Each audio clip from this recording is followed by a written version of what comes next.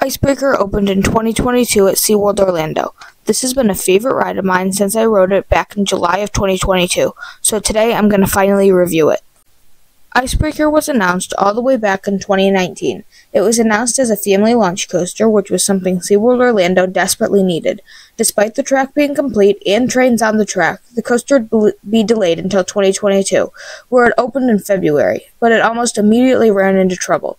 The coaster was originally announced to operate with a 48-inch height requirement, but due to issues with the comfort collars, only a day after opening, the height requirement was changed to 54 inches. But the next year, the comfort collars were removed, and the height requirement reverted back to 48 inches. I rode Icebreaker on a July day when it was over 100 degrees. I rode it in 2022, so the ride still had the comfort collars. I have not been back to ride it without the comfort collars, but I'd imagine the ride to be a lot better than it was. Before I break down the layout, I need to discuss the trains and capacity of this ride. Icebreaker has 2 trains. Each train has 3 cars. Each car has 3 rows that seat 2 people each. Riders are restrained with a lap bar and shin guard. Personally, I had no issue with these trains, but I know a lot of people don't like the shin guards. According to Premier Rides website, Icebreaker can process between 650 and 750 riders per hour when running 2 trains.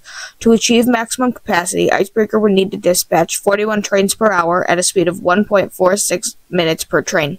That was not happening on MedVisit. A train would leave the station every 3 or 4 minutes on average. If I did my math correctly, this would be around 25 trains an hour and 270 people per hour. This is way below the capacity stated by Premier Rides. I do think that the dispatches are probably better now that the crew has had more time to run the ride and the comfort collars are gone. With that out of the way, I'll break down the layout.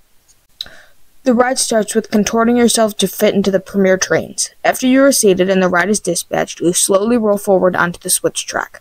This slides to the left and aligns with the main launch. About 20 seconds pass before the launch occurs. This is a backwards launch, but feels more like a push. The train makes it about halfway up the step-up before the second launch occurs. This is a more powerful launch and, in my opinion, the best of the 4 launches. This launches the train partially up the top hat. On the way up, if you're in the front row, you'll get some weightlessness. And on the way down, you'll get a bit more weightlessness, again, if you're in the front row. Next is the second backwards launch. This is a full-speed launch. You get some airtime on the step up into the scorpion tail, and weightlessness on the scorpion tail. The element is 100 degrees beyond vertical and 93 feet tall. People in the back get the most weightlessness, and you also get some hang time. The train then rolls forward and the last launch occurs. This is more of a boost to keep you the speed you have. But after this launch is the best element of the ride, the top hat. The entrance into the top hat has a step up. This element throws riders in the front row of any car out of their seat. The back row gets nothing, but the riders in row 1 will stay airborne as the train climbs the top hat. As you start to get back to your seat, the 80-degree, 80-foot drop gives the airtime to everyone in the train, no matter what row you are in. The pull-out of the top hat banks left and turns to the right.